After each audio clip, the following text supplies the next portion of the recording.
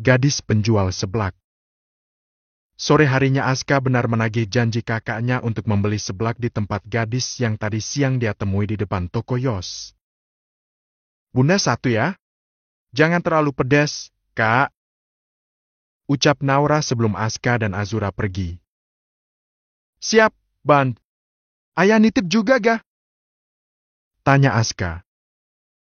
"Ayah nggak deh. Nyicip punya bunda aja nanti," jawab Aras yang sedang sibuk dengan pembukuan di laptopnya. "Oke. Kalau enak jangan minta punyaku ya, ya? Hehehe. Ya ya. Tenang aja. Nanti ayah beli sendiri sama bunda sekalian ngedate," jawab Aras tanpa melihat Aska. Dia masih sibuk dengan pekerjaannya. "Ayah dan bunda selalu bikin iri. Haf.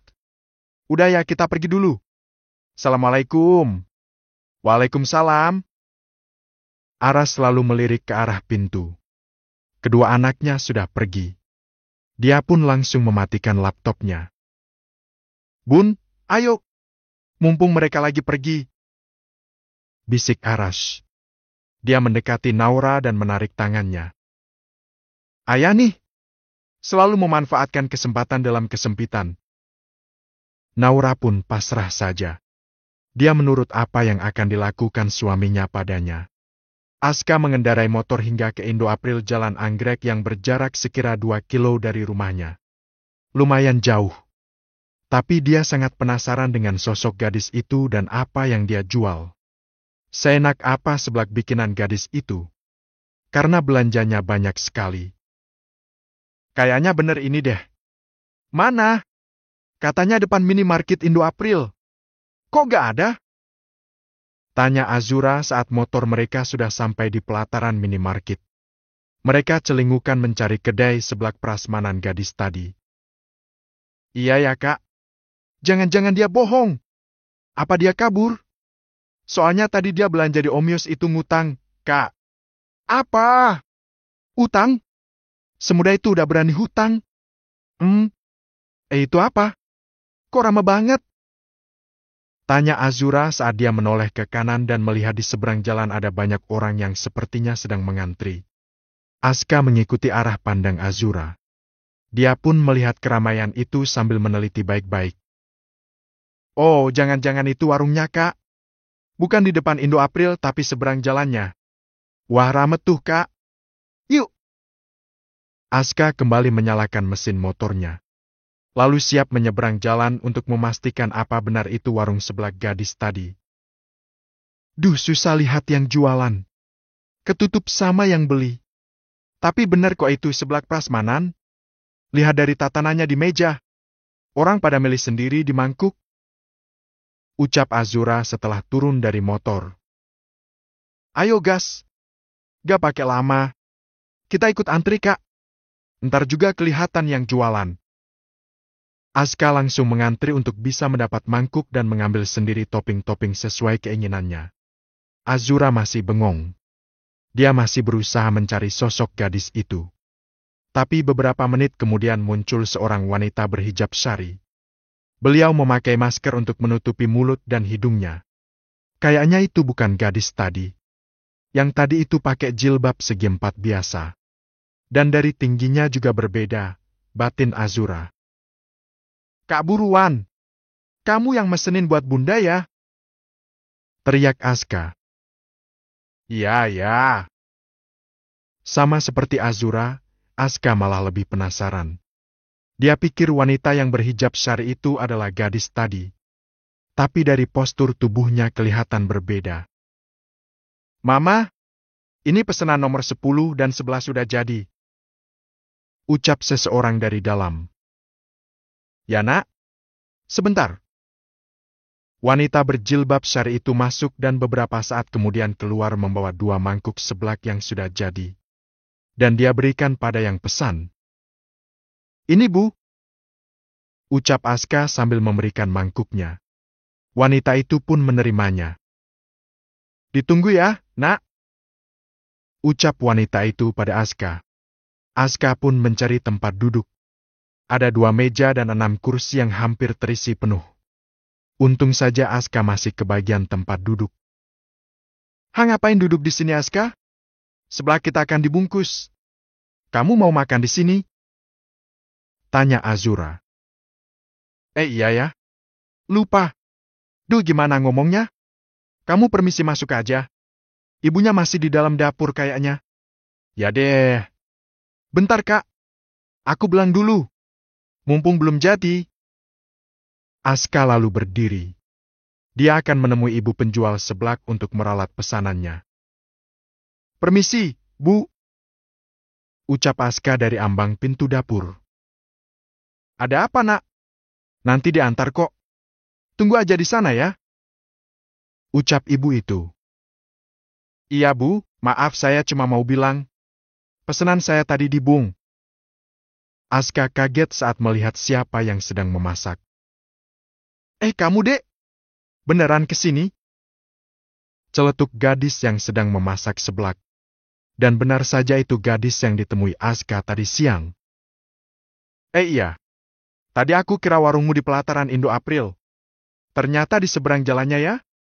Kamu kenal dia, kah?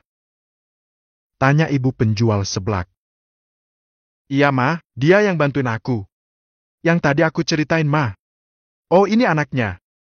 Makasih ya, udah bantu anak saya. Ibu itu menangkupkan kedua tangannya. Sama-sama, Bu. Oh ya, saya kesini cuma mau bilang dibungkus. Saya gak makan di sini. Oh ya, Nak. Nanti Ibu bungkus. Tunggu ya, Dek. Maaf, ini lagi Rama. Mungkin agak lama nunggunya. Ucap gadis itu. Gak apa-apa. Kenapa sih mesti manggil aku, Dek? Bukannya kita seumuran? Tanya Aska yang sejak tadi penasaran kenapa gadis itu memanggilnya Dek. Kata siapa kita seumuran? Aku lebih tua dari Mua. Ya, aku tahu dari seragam kamu lah. Kamu masih SMA kan? Sedangkan aku udah lulus SMA, sekarang sedang kuliah. Oh, ternyata kamu udah kuliah. Aska semakin kagum pada gadis itu. Yang bukan hanya pekerja keras, tapi juga pintar. Karena dia bisa jualan sambil kuliah. Iya, aku kuliah. Dan yang aku lakukan ini untuk bisa membayar kuliah. Masalah hebat banget kamu. Masih belum mau manggil aku, Kak? Tanya gadis itu sambil tersenyum. Gah? Paling beda 1-2 tahun kan? Manggil Kak bikin kamu kelihatan tua. Dan aku terlihat seperti anak kecil saja. Ucap Aska. Hehehe. Bisa aja. Kamu bisa duduk di depan. Kurang 2 nomor lagi, Dek. Panggil nama aja lah. Namaku Aska. Emang kamu kakakku apa? Ya sudah kalau gitu. Aska. Kamu duduk aja sana, kalau udah jadi nanti dipanggil sama mamaku. Ucap gadis itu. Aku di sini aja. Aku lebih tertarik denganmu. Maaf, jangan salah paham. Maksudku lebih tertarik dengan kerja kerasmu. Kamu bisa kuliah sambil jualan. Amazing sekali. Terpaksa, Aska. Semua karena terpaksa. Tuntutan hidup yang harus kami jalani. Tapi kita menikmati. Ya kan, Ma? Wanita berjilbab syari itu hanya mengangguk. Sambil sesekali keluar mengambil pesanan seblak. Bener sih. Tapi keren. Aku juga ingin seperti itu. Bekerja keras. Mumpung masih muda. Oh ya, omong-omong, namamu siapa? Kamu udah tahu namaku. Keke. Panggil aja aku Keke. Atau teh seblak juga boleh. Hehehe. Keke.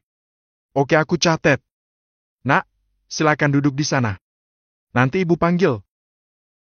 Ucap ibu itu. Baik, Bu. Aska merasa setengah didorong oleh ibu itu. Terlihat jelas ibu itu sepertinya tidak suka jika dia mengobrol lama-lama dengan Keke. Dianggap anak sendiri. Banyak yang jualan seblak tapi belum tentu rasanya enak. Bagi Aska si penyuka seblak, tentu tahu mana seblak yang enak di lidahnya dan yang bukan. Dan kali ini dia mengakui jika seblak buatan gadis itu memang enak. Padahal katanya baru sebulan jualan tapi pelanggannya sudah sangat banyak. Enak kan, Bun? Tanya Aska setelah Naura menikmati seblaknya. Iya enak. Mungkin kalau makan di tempat lebih enak kali ya? Kapan-kapan Bunda mau dan diajak ke sana. Makan di tempat, ucap Naura. Dia juga mengakui kalau seblak yang dia makan memang enak. Ayo Bun, kapan? Sekarang? Aku anterin ya, ucap Aska. Jangan mau Bun, biar aku aja yang anterin. Dia sih mau PDKT sama si cewek itu. Hayo ngaku loh, Dek. Omelin Bun. Tadi dia deketin cewek itu terus. Lapor Azura. Cuma ngobrol kali Kak. Orang tadi juga ada ibunya kok. Cuma penasaran aja sama tuh cewek. Pekerja keras banget orangnya, ucap Aska. Ya kalau cuma pengen tahu aja sih gak apa-apa. Aska tahu kan batasannya? Tanya Naura sambil tersenyum. Dia kini mencoba untuk memberi kepercayaan pada anak-anaknya. Ya taulah Bun. Aku akan selalu ingat pesan Bunda. Gak usah khawatir Bun. Kalau penasarannya udah tingkat dewa, bisa-bisa kamu beneran suka sama tuh cewek, Kak. Apalagi dia lebih tua dari kita. Dia udah kuliah kan? Lo udah kuliah? Kamu sukanya sama cewek yang lebih tua, Nak? Goda Naura. Emang gak boleh ya? Suka sama cewek yang lebih tua? Dulu Nabi Muhammad sama Sayyidah Siti Khadijah gimana hayo? Ujar Aska. Semua pun akhirnya diam. Iya deh. Bunda nyerah. Dia pinter masak pastinya ya. Soalnya seblaknya enak. Yang masak dia sendiri?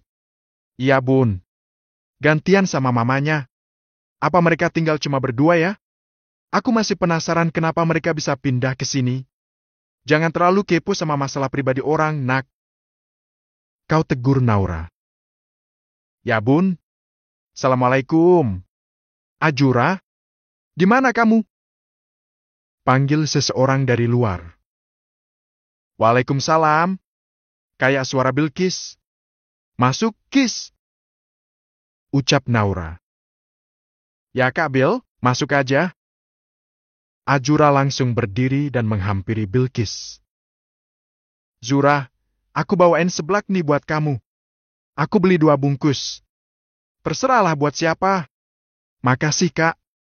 Kita juga baru aja selesai makan seblak. Tapi gak apa-apa. Pasti nanti aku makan. Ayo duduk. Ajak Azura. Dia menerima seblak dari Bilqis lalu menggandengnya masuk. Kakak beli di mana?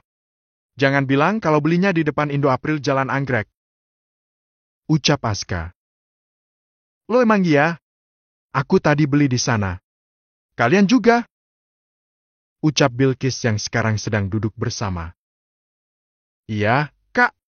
Kita tadi beli di sana. Dan emang seenak itu masakannya. Ucap Azura. Iya emang enak. Dia teman kuliahku. Sebenarnya lebih tua dariku. Lulus SMA dia gak langsung kuliah soalnya. Kerja dulu ngumpulin uang. Menurutku dia keren banget. Dia sempat kerja di minimarket Indo April. Dia baru aja pindah ke kota ini kok. Ucap Bilqis. Kakak kayaknya tahu banget tentang dia. Ayo Kak cerita lagi. Aska langsung mendekati Bilqis. Dan berusaha untuk menggali informasi tentang cewek tadi. Iya aku lumayan dekat sama dia. Dia dewasa banget orangnya. Aku terharu sama kisah hidupnya. Mata Bilqis tampak berkaca-kaca. Kenapa Kak? Namanya siapa sih? Kalau gak salah ibunya masih Keke? Iya Keke. Aku manggil dia Keke. Jangan nanya nama lengkapnya ya. Kawan aku gak akan kasih tahu.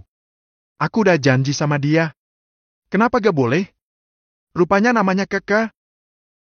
Gimana Aska? Kamu kenapa sih Kak? Suka sama Keke? Tanya Bilqis. Iya tuh Kak. Sejak ketemu di toko Om Yos, dia jadi kepincut sama tuh cewek. Celetuk Azura. Nanti aku bilangin ke dia ya. Tapi kayaknya dia gak minat buat pacaran. Apalagi nikah muda. Dia mau membangun mimpinya dulu katanya.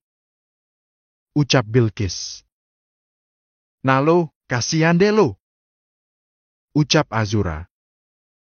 Siapa juga yang mau pacaran atau nikah muda? Gue masih SMA. Ucap Aska. Udah. Gak usah diperpanjang lagi. Oh ya, Kis, makasih ya sebelaknya. Ngomong-ngomong, kamu kesini sama siapa? Sendirian? Tanya Naura.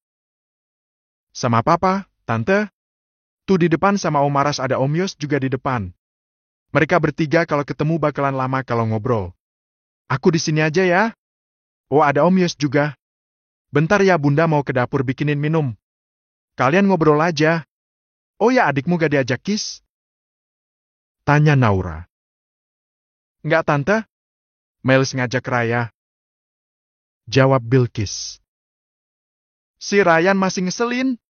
Awas aja kalau kesini lagi bawa peliharaannya. Ucap Azura. Yang juga terlihat kesal setiap ingat adiknya Bilkis. Ryan. Apa setiap kakak perempuan itu selalu kesel sama adik laki-lakinya? Kayaknya si Ryan fine-fine aja. Cuma pelihara ayam apa salahnya? Ucap Aska. Gak masalah sih pelihara ayam. Tapi tuh ayam dibawa-bawa. Ih, gimana kalau buang air sembarang? Hi, kan udah dipakein popok ayamnya. Celetuk Aska yang tidak menganggap aneh dengan apa yang dilakukan Ryan. Di teras rumah. Duduklah 3 orang laki-laki yang sedang mengobrol tentang banyak hal. Terutama bisnis. Karena ketiganya sama-sama punya bisnis sendiri. Hanya beda produknya. Awalnya bicara tentang bisnis. Tapi lama-lama saling cerita tentang masalah yang lain. Kenapa gak nikah lagi sih, Yos? Biar ada yang nemenin lo. Ucap Aras yang merasa kasihan dengan nasib percintaan Yos. Sejak Salma meninggal, gue udah gak pengen nikah lagi, Rush. Apalagi setiap ingat kejadian itu. Saat Salma dan anak kami meninggal. Udahlah. Gue gak mau inget lagi. Jawab Yos. Dia terlihat sedih setiap mengingat kejadian itu. Kehilangan 2 orang yang dicintai dalam waktu yang bersamaan membuatnya sangat terpukul. Maaf gue jadi ngingetin lo lagi. Tapi kenapa gak bisa move on? Lo butuh pendamping. Lo gak pengen punya anak? Pengen sih. Tapi antar aja lah. Ada tuh salah satu pembeli di toko gue. Anak kuliahan. Udah gue anggap anak sendiri. Gak tahu kenapa gue berasa sayang banget sama tuh anak. Berasa kayak anak sendiri. Dia pekerja keras. Baru sebulan pindah ke Cikarang. Waduh Yos. Jangan-jangan rasa sayangmu bukan kayak anak. Tapi malah kayak pasangan. Lo suka sama daun muda? Beda pik? Galah. Gila apa gue suka sama anak kuliahan. Gue berasa kayak deket aja sama dia. Kayak ayah sama anak aja. Garis wajahnya juga familiar. Tapi semakin diingat semakin susah gue ngingetnya. Segitunya kamu sama dia? Lebih baik jaga jarak, Yos. Karena dia bukan mahrammu. Takutnya timbul fitnah. Kan dia bukan anak kandungmu. Celetuk Arfan. Jangan-jangan dia anak dari istrimu yang lain selain Salma, Yos. Hayo selidiki siapa ibunya. Jangan-jangan dia adalah... Hei. Kebanyakan nonton sinetron lo, Rush. Sembarangan. Gue cuma pernah nikah sama 1 orang. Salma. Gak mungkin juga gue ambilin orang di luar nikah. Naudzubillah. Gak tahulah. Yos pun memikirkan apa yang dikatakan Arfan. Apa mungkin dia bisa menjaga jarak dengan kakek yang sudah dia anggap anak sendiri? Kehilangan orang yang dicintai. Hal yang paling dibenci Yos adalah pulang ke rumah. Setelah seharian di toko, kadang dia tidak langsung pulang. Tapi pergi ke tempat keramaian seperti tempat ngopi atau ngobrol dengan teman. Seperti tadi sore dia memilih untuk mengunjungi Aras karena sudah lama tidak berbincang. Dan kebetulan di situ dia bertemu juga dengan Arfan. Ini adalah hal yang menyenangkan. Walau hanya sekedar ngobrol ringan dengan mereka. Hah! Pulang lagi! Pengennya sampai jam 10. Tapi Naura bisa ngomel kalau aku ngobrol sampai jam segitu. Gumamnya sebelum membuka pintu rumah. Ya rumah yang hanya sebagai tempat untuk numpang tidur saja. Dan saat sudah di dalam rasanya hening. Seperti tidak memiliki arti setelah istri dan anaknya meninggal. Meski jarang ditempati bukan berarti rumahnya kumuh dan kotor. Justru Yos selalu membersihkan setiap hari.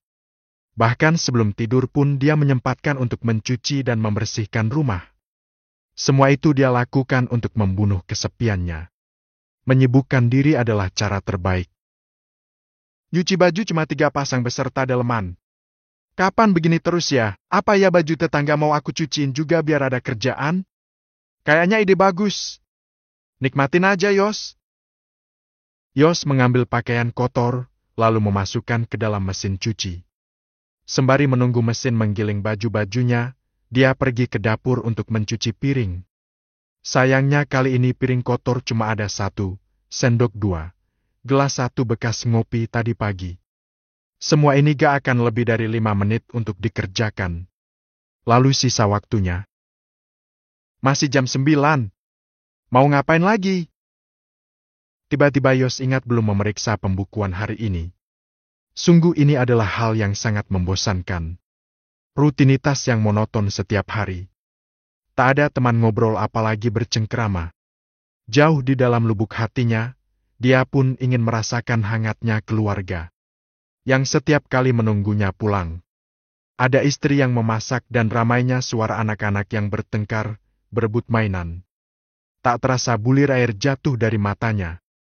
Dia langsung mengusapnya. Setiap malam dia selalu ingat almarhumah istrinya.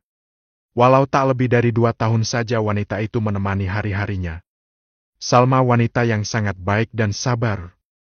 Mungkin karena Allah lebih sayang, makanya dipanggil lebih cepat. Apa mungkin aku bisa menemukan wanita yang lebih baik dari kamu, Ma? Yang selalu bisa membuat hatiku nyaman, tenang dan bahagia. Semoga Allah tempatkanmu di surga, batin Yos. Tiba-tiba dia ingat saat Salma melahirkan yang pada akhirnya malah merenggut nyawa istrinya. Flashback on. Anak laki-laki nih kayaknya. Bodoh amat dokter mau bilang cewek. Aku yakin pasti cowok. Ucap Yos kala itu. Dia mengusap-usap perut Salma. Mas Yos ini ngeyel. Kan udah beberapa kali USG, kata dokter cewek. Jawab Salma sambil tersenyum. Wow! Tuh kan nendang lagi. Pasti nanti kalau besar jago main bola. Nendang terus begini. Pasti cowok. Yos merasa yakin kalau bayi dalam kandungan Salma saat ini berjenis kelamin laki-laki meski hasil USG menyatakan perempuan. Astagfirullah. Salma merasa ada air yang mengalir dari selangkangannya. Tidak bisa ditahan. Langsung mengalir begitu saja. Ya Allah! Ini ketuban ya, Ma? Tanya Yos. Dia panik tapi berusaha tenang. Ambil tasnya Mas di kamar Mas. Udah aku siapin. Kita ke rumah sakit? Iya. Yos langsung mengambil tas untuk persalinan yang sudah disiapkan oleh Salma. Dan langsung memapah Salma masuk ke dalam mobil. Sabar ya jangan keluar dulu. Ucap Yos. Dia melirik jam di mobilnya. Ternyata pukul 12:30 malam. Iya Mas. Salma hanya sedikit mulas. Dan itu belum terlalu intens. Entah sudah pembukaan berapa saat ini. Beberapa saat kemudian, mobil sudah sampai di rumah sakit dan Yos langsung memarkir mobilnya. Dan membawa Salma ke IGD. Diperiksa dulu ya, Bu. Ucap perawat. Ketubannya sudah pecah, Sus. Ucap Salma. Nunggu dokternya jam 8 pagi ya, Bu. Kenapa lama sekali, Sus? Apa tidak bahaya kalau jam 8? Nanti ada bidan jaga yang akan membantu Ibu. Kalau pembukaannya sudah sempurna. Salma hanya bisa pasrah. Awalnya tidak terlalu sakit. Tapi lama-lama semakin sakit dan semakin sakit. Waktu terasa lambat berjalan. Padahal Salma sudah ingin melahirkan sekarang tapi disuruh menunggu sampai lengkap pembukaannya. Sus, saya udah gak kuat, Sus. Salma menyengkeram spray. Rasanya ingin bertemu dengan Yos. Tapi Yos tidak diizinkan masuk ke ruang bersalin. Pembukaan belum lengkap tapi ketubannya udah kering. Harus dioperasi. Ucap bidan jaga yang mengontrol kondisi Salma. Masih jam 5 pagi saat itu. Masih jauh kalau harus menunggu dokter jam 8 pagi. Sedangkan sangat beresiko jika bayi tidak segera dikeluarkan. Mengingat ketuban sudah kering di dalam. Bayi akan lebih rentan terpapar bakteri tanpa ada air ketuban. Beruntung saat itu ada dokter yang bisa datang karena keadaan Salma sangat darurat. Salma langsung dibawa ke ruang operasi dan sudah disuntik anestesi. Tapi tiba-tiba Salma lemas dan lama-lama kondisinya menurun. Tekanan darah anjlok. Dan tiba-tiba saja hilang kesadarannya. Dan tidak bisa diselamatkan. Bayi dalam kandungan Salma pun tidak bisa bertahan. Dan penyebabnya adalah karena sepsis. Flashback off. Yos sangat syok saat itu. Dia sempat menyalahkan pihak rumah sakit yang dianggap menjadi penyebab meninggalnya anak dan istrinya karena penanganan yang tidak tepat dan lambat. Tapi lama-lama Yos mulai ikhlas bahwa semua itu sudah takdir. Tapi kadang yang membuat dia kecewa adalah bayi dalam kandungan Salma laki-laki. Sesuai dugaannya. Kadang kalau ingat semua itu pengen marah. Berasa takdir selalu menguji kesabarannya. Ingin merasakan kehangatan sebuah keluarga saja tidak boleh. Saat dia kecil, berharap punya orang tua yang utuh juga tidak bisa. Meski punya ayah yang kaya raya, tidak membuat dia bahagia. Apalagi setelah kepergian ibunya. Yos jadi tidak punya semangat lagi menjalani hidup. Bagaimana tidak? Ayahnya seorang yang sangat pelit dan tidak pernah sayang padanya. Hanya diberi uang secukupnya saja. Keesokan harinya, Yos berangkat ke toko seperti biasa. Dan hari pagi ini sebelum buka toko, dia sudah ditunggu oleh pelanggan setianya. Li, buka dulu. Alam belum berangkat. Ayo cepat. Harus ngirim barang ke tempat Aras juga ini. Ayo cepat. Hanya pekerjaan ini yang bisa membuat dia sibuk. Bertemu dengan banyak orang baru setiap hari membuatnya lupa akan kesendiriannya. Permisi Pak Yos. Ini uangnya. Seorang gadis tiba-tiba menegurnya dari belakang. Dia terlihat tergesa-gesa sambil menggendong tasnya. Kak, mau kemana? Nanti juga bisa. Kenapa buru-buru bayarnya? Saya gak mau punya hutang lama-lama, Pak. Ini, Pak. Maaf saya buru-buru, Pak. Saya harus berangkat kuliah. Makasih ya, Pak, atas bantuannya. Saya jadi bisa jualan. Makasih.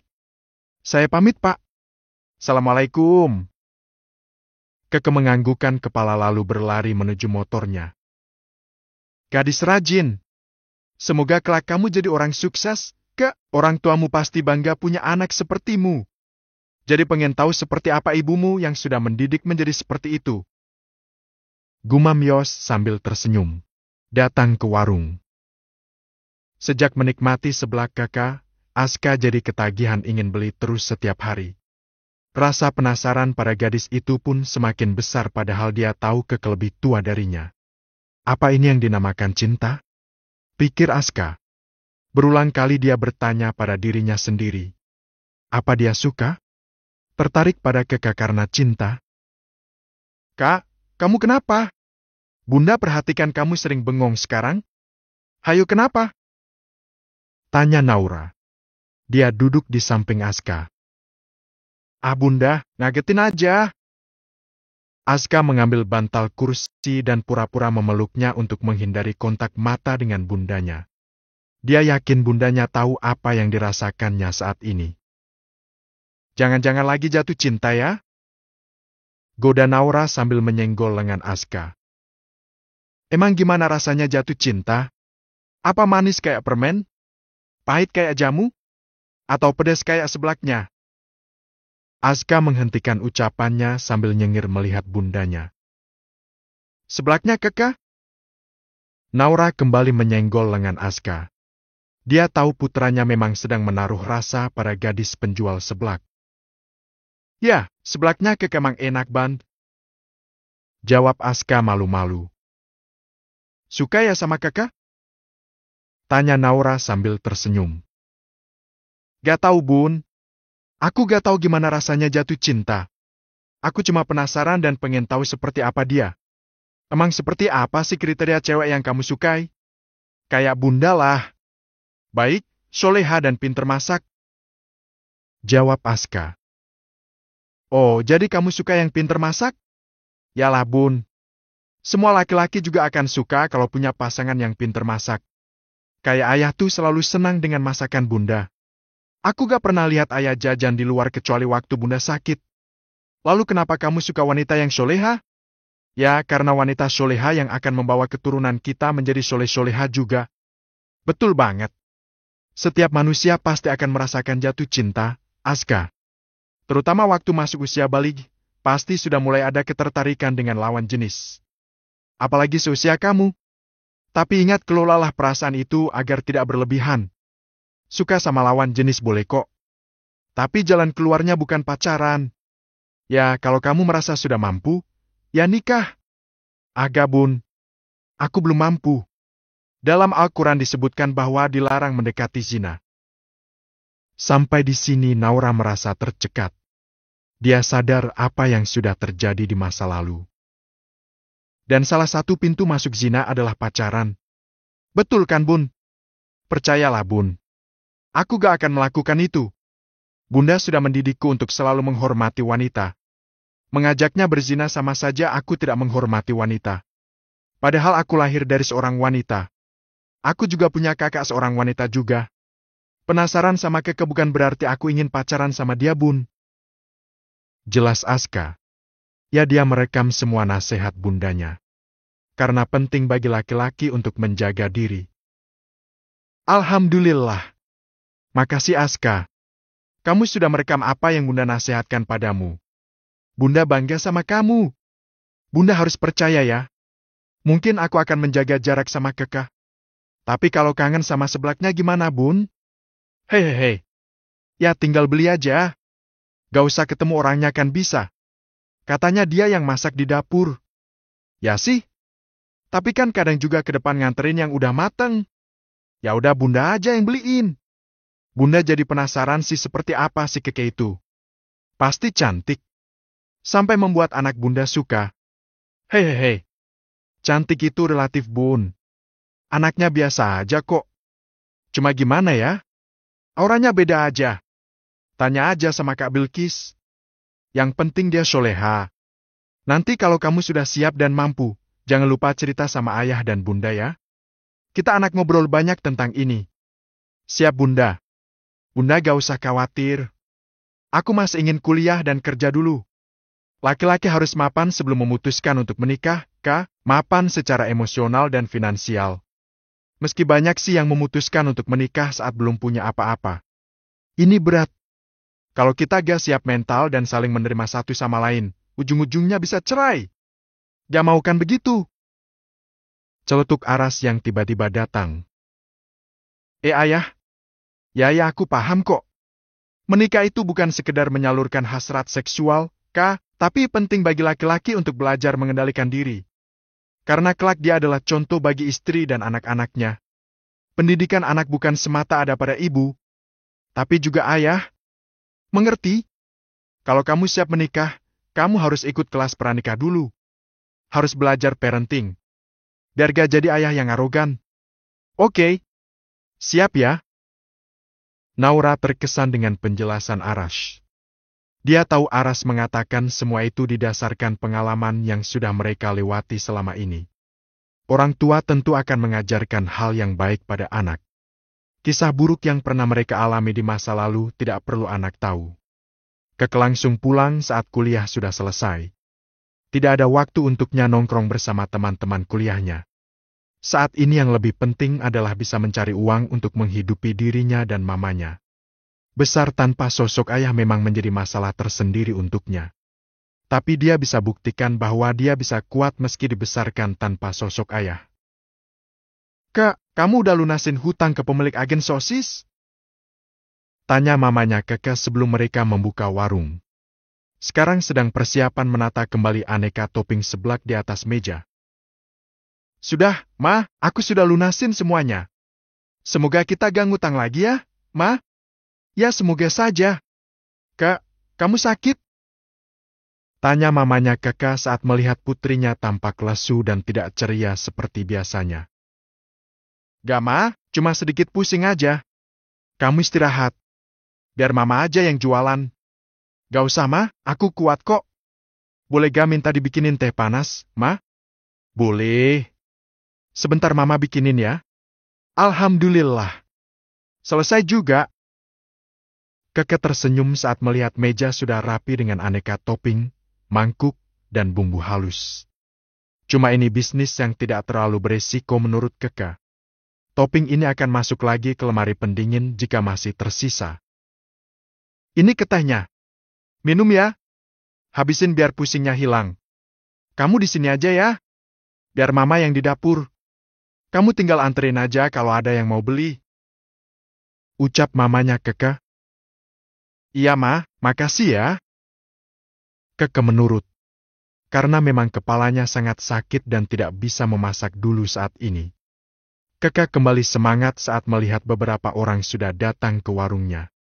Ya mereka tahu warung sebelah Keke sudah buka karena Keke disiplin dan konsisten punya jam buka dan tutup yang sama setiap harinya. Silakan kak. Keke tersenyum menyambut para pembelinya yang rata-rata cewek. Para pembeli mengambil mangkuk dan memilih toppingnya. Ada 20-an topping yang bisa dipilih. Setelah itu ada kertas kecil yang akan diisi oleh pembeli keterangan topping, pedas level berapa dan nomor meja. Ini kak sudah. Jangan lama-lama ya masaknya. Hehehe. Diusahakan ya kak. Jawab Keke ramah. Semakin sore warung semakin ramai. Keke masih disuruh mamanya di depan saja. Tidak perlu memasak di dapur. Karena khawatir Keke akan bertambah pusing. Selamat datang. Silakan Bu dipilih toppingnya. Ucap Keke kepada ibu-ibu yang baru saja masuk. Oh ini yang namanya Keke, batin si ibu itu. Pak, kok bapak kesini sih? Celetuk Keke saat ada seorang laki-laki yang dia kenal datang ke warungnya. Pengen tahu warungmu aja kah, daripada di rumah? Lo Naura, kamu di sini juga? Bang? Iya. Lagi beliin seblak buat Aska. Langganan di sini soalnya. Mau beli juga bang? Iya, penasaran aja. Setiap hari ini anak belanja di tempatku. Sekarang gantian aku yang belanja di tempatnya. Hehehe, kayak pernah makan. Keke sempat heran saat melihat Yos dan wanita berhijab di depannya ini ternyata saling mengenal. Dan lebih herannya lagi ternyata wanita di depannya ini menyebut nama Aska. Ya waktu itu Aska memperkenalkan diri pada Keke. Meski Keke tak peduli, pemuda itu tetap memperkenalkan dirinya. Apa benar Aska yang dimaksud wanita ini adalah Aska yang waktu itu bertemu di depan toko Yos? Yang setiap hari membeli seblaknya dan selalu menunggui dia memasak di dapur. Keke, saya pesan seblak 3 porsi ya. Yang 1 pedas, yang 2 sedang aja. Ucap Naura. Iya bu, ibu bisa pilih topping sendiri. Di sini prasmanan bu, ini mangkuknya. Keke memberikan 4 mangkuk yang dia tumpuk jadi 1. Oh gitu. Ya udah aku pilih dulu ya. Ucap Naura sambil memperhatikan gerak-gerik Keke. Seperti apa Keke di matanya? Apakah sama dengan mata Aska? Mangkukku mana kah? Masa bapak gak dikasih mangkuk? Protes Yos. Hehehe. Iya pak. Maaf. Keke mengambil mangkuk untuk Yos. Ini pak. Maaf ya. Bapak beli 1 aja. Tanya Keke lagi. Yalah cuma 1. Yang makan kan cuma aku. Ucap Yos sambil tertawa. Makanya cari pasangan Bang Yos. Biar gak kesepian. Toko udah ramah begitu mau nyari apa lagi? Pasangan dan Bang. Goda Naura. Dia sudah biasa seperti itu dengan Arash. Menggoda Yos. Nyari pasangan sih gampang. Tapi kalau yang mau bertahan seumur hidup, susah Bunda Naura. Ya dijalani aja Rah. Jawab Yos pada Naura. Ambilin aja lah kah, yang penting enak. Apa aja lah. Makan sini ya. Sambung Yos pada Keke. Ya Pak, siap. Bikinan mama saya pasti enak. Ucap Keke. Lo bukannya kamu yang biasanya masak? Iya Pak. Lagi gak enak badan aja. Kepala saya lagi pusing Pak. Jadinya mama yang gantiin masak. Kamu mungkin kecapean kah? Kamu terlalu banyak aktivitas. Dikurangin. Kasihan sama badanmu. Ucap Yos lagi. Perhatian Yos ini membuat Naura bertanya-tanya. Sepertinya perhatian Yos ini terlalu berlebihan untuk diberikan pada seorang pembeli di tokonya. Dia jadi menduga-duga apa Yos punya perasaan lebih pada Keke. Ditunggu ya Pak, Bu, nanti kalau sudah matang saya panggil. Ucap Keke. Dia langsung masuk ke dapur memberikan beberapa mangkuk pada mamanya. Bikin seblak ternyata lama ya, Ra? Ucap Yos. Naura langsung menoleh ke belakang tempat di mana Yos duduk. Ya Bang Yos, makanya aku malas kalau bikin. Soalnya lama. Iya beli ajalah. Biar warungnya kekelaris. Hei. Bang Yos kayaknya perhatian banget sama Keke. Ya dia udah aku anggap seperti anak sendiri, Ra. Gak usah mikir macem-macem. Kayak Ra saja. Masa aku dituduh suka sama daun muda? Ucap Yos sambil memakan kerupuk yang memang tersedia di atas meja. Galah Bang. Aku gak mikir macem-macem kok. Hei. Entah kenapa anak itu mengingatkan aku pada Kaisara. Masih ingat Gara? Tanya Yos. Siapa ya? Aku lupa Bang. Yang dulu pernah tinggal sama aku. Sama mamanya. Aku dulu juga pernah dimasakin seblak sama mamanya. Tapi besoknya langsung diarah karena terlalu pedas. Hei. Kaisara, oh ya. Aku ingat Bang. Keke langsung keluar dari dapur saat ada seseorang yang menyebut nama lengkapnya. Suara laki-laki. Tapi di luar dia melihat dua laki-laki dan tidak jelas suara siapa.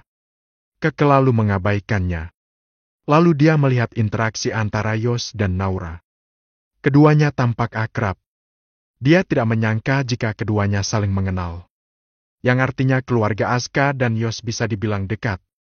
Keke kaget saat melihat ada pembeli yang menyerahkan mangkuk padanya karena asik melamun. Dia pun menerima mangkuk itu dan membawanya ke dalam dapur. Ma, ini ada pesanan lagi. Ucap Keke. Iya Kak, taruh ada di meja. Ini Mama nyelesain pesanan meja nomor 5 dan 6. Iya Ma, gak apa-apa. Mau aku bantu? Mama jadi capek. Gak apa-apa Kak, udah kamu di depan aja. Kan gak terlalu ramai. Nanti kita tutup warung sebelum maghrib aja. Kasihan kamu. Kayaknya udah lemes gitu. Oh ya, tadi Mama dengar ada yang menyebut nama lengkapmu. Siapa? Apa Mama yang salah dengar? Nggak Ma, siapa? Mama salah dengar kali. Gak ada kok. Kilah Keke. Dia terpaksa berbohong karena tidak mau membuat mamanya kepikiran. Oh gitu ya? Jangan sampai ada yang tahu ya Kak? Pasti ada yang tahu Ma, karena di kampus aku dipanggil dengan nama lengkap. Gitu ya? Tahu gitu Mama ganti aja nama kamu sekalian. Mama tidak mau terjadi apa-apa sama kamu. Kamu hati-hati ya Kak? Ucap mamanya Keke. Iya Ma, insya Allah aku bisa jaga diri. Aku ke depan dulu ya Ma, kali aja ada yang beli dan aku gak denger. Ya udah sana keluar. Kalau sakit kita tutup aja ya. Iya Ma, siap. Keke lalu keluar lagi. Dia hanya ingin menghindari pertanyaan mamanya. Dia sebenarnya khawatir dengan kesehatan mental mamanya. Mamanya yang selalu trauma dengan masa lalunya. Keke, pesanan nomor 5 udah jadi. Panggil mamanya. Iya Ma. Keke mengambil pesanan nomor 5. Lalu membungkusnya ke dalam plastik. Dia sendiri yang mengantarkan ke meja Naura. Punyaku kah? Tanya Yos. Bukan Pak Yos. Ini punya bundanya Aska. Ini Bu. Oh ya makasih. Berapa nak? 45 Bu. Naura lalu mengambil selembar uang 50 ribuan. Dan memberikan pada Keke. Sebentar ya Bu, kembaliannya saya ambilkan dulu. Ucap Keke. Bang Yos, aku pulang duluan ya. Bang Yos makan di sini kan? Naura berdiri dari tempat duduknya. Iya. Hati-hati Ra, salam buat Aras ya. Iya Bang Yos. Insya Allah. Naura lalu mengambil kembaliannya dan pulang. Setelah pesanan Naura selesai, tiba giliran pesanan Yos pun sudah jadi. Keke langsung memberikan pada Yos. Silakan dimakan Pak Yos. Saya jamin enak. Karena ini buatan mama saya. Dia pakar pembuat seblak. Hehehe. Habis aja kamu. Yang bener nih. Kalau gak enak gratis ya. Ya deh. Boleh. Ayo cobain Pak. Ucap Keke sambil tersenyum. Penasaran apa kata Yos nanti setelah mencobanya. Kayak pernah makan. Celetuk Yos. Ya jelas Pak. Yang jual seblak kan banyak. Dan rasanya hampir-hampir sama. Tapi saya yakin buatan mama paling enak. Hehe. Boleh sombong kan ya? Yuk boleh kalau buat kamu sih. Hehehe. Mamanya Keke melihat interaksi keduanya dari ambang pintu dapur. Kebetulan pesanan selanjutnya sudah jadi. Tapi Keke tidak mendengar. Dia pun keluar untuk memberikan pada pelanggannya. Dia kaget saat Keke terlihat akrab dengan seorang laki-laki. Entah siapa. Karena dia hanya melihat punggungnya. Keke terlihat tertawa-tawa santai. Dia heran karena tidak biasanya Keke seperti itu pada pelanggan. Disuruh menikah lagi. Mamanya Keke memilih masuk kembali ke dapur setelah memberikan pesanan pada pelanggan. Dia duduk termangu seorang diri. Mengingat kembali semua kepahitan hidup yang pernah dia jalani. Keke dibesarkan tanpa sosok ayah. Mungkin itu adalah penyebab Keke merasa nyaman dengan laki-laki yang lebih tua darinya. Hati-hati ya Pak. Makasih sudah mampir. Ucap Keke sambil melambaikan tangan. Dia seolah lupa akan sakit kepalanya. Mamanya mendengar ucapannya itu dan semakin heran